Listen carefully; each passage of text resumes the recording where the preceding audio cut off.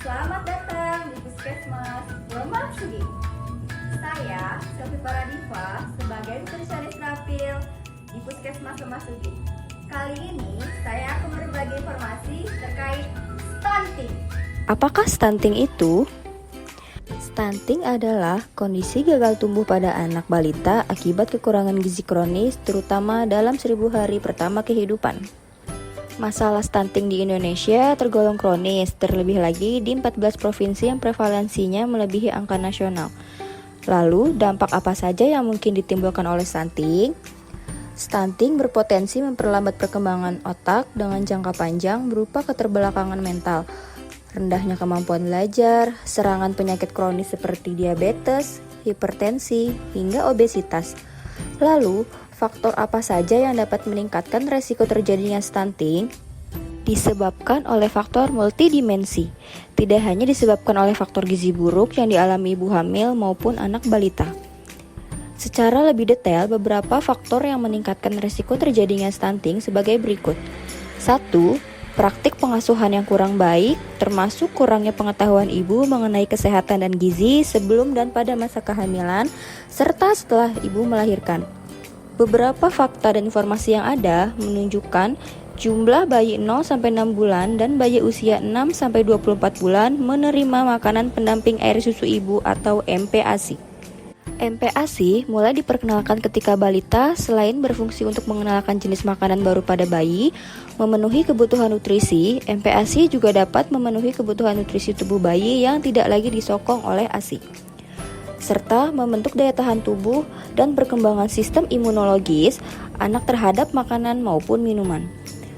2. Masih belum optimalnya akses ke pelayanan kesehatan termasuk layanan ANC, antenatal care, pelayanan kesehatan untuk ibu selama masa kehamilan, pelayanan kesehatan ibu setelah bersalin.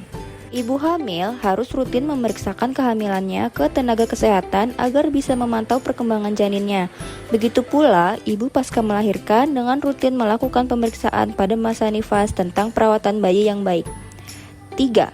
Masih kurangnya akses rumah tangga atau keluarga ke makanan bergizi. Hal ini dikarenakan harga makanan bergizi di Indonesia mahal. Terbatasnya akses makanan bergizi di Indonesia juga dicatat telah berkontribusi pada 1 dari 3 ibu hamil mengalami anemia. 4. Kurangnya sarana air bersih dan sanitasi. Beberapa penyakit infeksi yang diderita bagi bayi dapat menyebabkan berat badan bayi turun. Jika kondisi ini terjadi dalam waktu yang cukup lama dan tidak disertai dengan pemberian asupan yang cukup untuk proses penyembuhan, maka dapat mengakibatkan stunting. Lalu, seperti apa ciri-ciri anak yang mengalami stunting? 1. Anak berbadan lebih pendek untuk seusianya. 2. Proporsi tubuh cenderung normal, tetapi anak tampak lebih muda atau kecil untuk seusianya. 3. Berat badan rendah untuk anak seusianya. 4. Pertumbuhan tulang tertunda. Stunting dapat dicegah terutama dengan mengoptimalkan masa 1000 hari pertama kehidupan. Stunting umumnya diakibatkan oleh asupan nutrisi pada 1000 hari pertama kehidupan. Hitungan 1000 hari di sini dimulai sejak janin sampai anak usia 2 tahun. Gizi pada masa 1000 hari pertama kehidupan anak penting untuk pencegahan stunting. Oleh karena itu, orang tua harus bisa memberikan asupan nutrisi yang sesuai. 1. Memenuhi kebutuhan gizi sejak hamil. Tindakan yang relatif ampuh dilakukan untuk mencegah stunting pada anak adalah selalu memenuhi gizi sejak masa kehamilan. Ibu yang mengandung disarankan selalu mengonsumsi makanan sehat dan bergizi seimbang maupun suplemen atas anjuran dokter. Selain itu, ibu yang sedang menjalani proses kehamilan sebaiknya rutin memeriksakan kesehatan ke dokter atau bidan. Sampai bayi berusia 6 bulan, ASI ternyata berpotensi mengurangi peluang stunting pada anak berkat kandungan gizi mikro dan makro.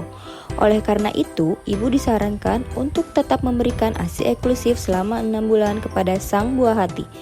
Berikan MPASI sehat dengan tetap melanjutkan ASI hingga 2 tahun. Ketika bayi menginjak usia 6 bulan ke atas, maka ibu bisa memberikan makanan pendamping ASI atau MPASI.